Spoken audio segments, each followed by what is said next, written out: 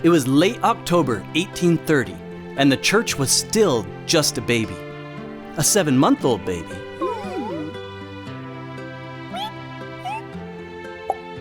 Aww. Missionary work had begun, but let's say it wasn't exactly easy. Travel was hard. The roads were rough, and there was no planes, trains, or rickshaws. Enter the 4 missionaries of destiny. Oliver Cowdery, Parley P. Pratt, Ziba Peterson, and Peter Whitmer Jr. Their mission? Preach the gospel, gather Israel, and change lives. Their method? Walk. A lot. But first, a side quest. Their journey led them to Mentor, Ohio, home of the Dragon Warrior, Sidney Rigdon, preacher, leader, and undisputed master of his own dojo. Sidney had a church, a reputation, and the kind of influence that made him a big deal. So when these traveling missionaries showed up with a new book and a bold message, Sidney wasn't really into it. Huh? Whatevs, he said. Still, he accepted a copy of the Book of Mormon. After the missionaries were gone, he read a little. There was something about this book. Meanwhile, the missionaries moved on to Kirtland, to the home of Isaac Morley, a man who was part of Sidney's Mojo Dojo Casa Church, the Rigdonites. Sounds kind of scary, or maybe itchy. Like, ugh, I got the Rigdonites, help! But unlike Sidney, these folks were all in. The missionaries started teaching. Baptisms exploded. And suddenly the Kirtland Dojo became a gospel hotspot. Word spread fast. Too fast. When Sidney heard what was happening, he had to see it for himself. These were his people, his congregation. What's going on here?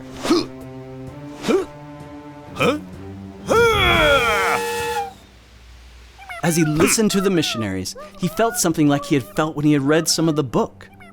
He was deeply moved. He was supposed to be the teacher, the leader, the master. But suddenly, he was the student.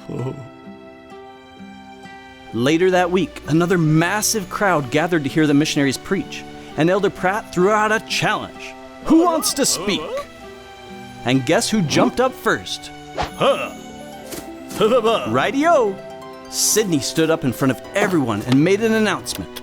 He would never preach the same way again. The man who once resisted was now all in. He knew it would cost him everything, his church, his security, his standing. But truth is truth. That night he talked with his wife Phoebe. He told her what this meant, what they would lose if they followed this path and joined the church. My dear, you have once followed me into poverty. Are you again willing to do the same? And Phoebe, without missing a beat, gave the most fearless, Master Oogway level response ever. I have weighed the matter. I have counted the cost. I am perfectly satisfied to follow you. Yea, it is my desire to do the will of God, come life or come death. So they let go of their doubts, their fears, and their former life. Skadoosh! And not long after, Sidney left everything behind to travel to New York and meet Joseph Smith in person. Because if Joseph was truly a prophet, Sidney needed to know. And what did he find? Not just a prophet, not just a message, but a calling. Joseph received a revelation for Sidney to work closely with him. Epic. This wasn't just about Sidney. This wasn't even just about Joseph. This was about gathering, about unity, It was about becoming one. The church in New York was struggling. Persecution was growing. And then a revelation came. The saints were told to gather, to go to Ohio. They didn't know why yet, but they were being prepared. And Sidney?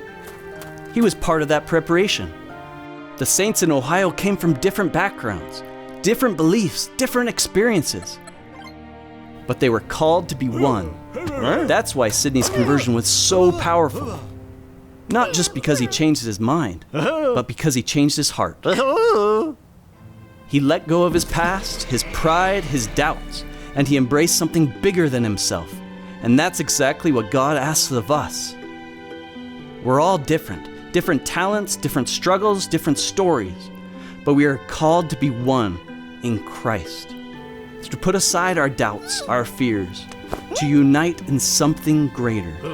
Because when we do, when we truly trust the Lord, He makes us more than we ever imagined we could be.